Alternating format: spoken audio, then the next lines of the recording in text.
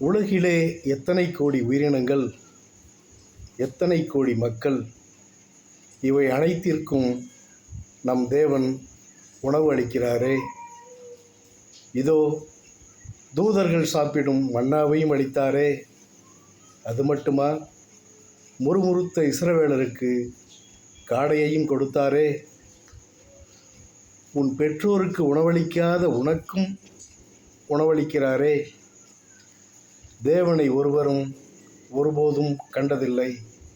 ஆனால் தேவையானதை தேவையான பொழுது நமக்கு தருகிறார். நாம் அவருடைய பிள்ளைகள் அல்லவா?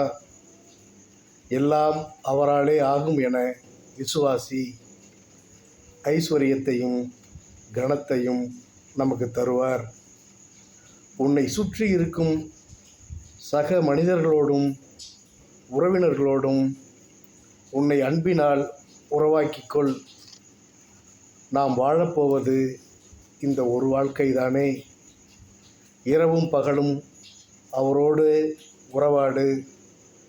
உன் சிந்தை வழிவிலகி போகாமல் அவருக்காய் காத்திருந்தால் அவருடைய ராஜ்யத்தில் பங்கடைவாய்.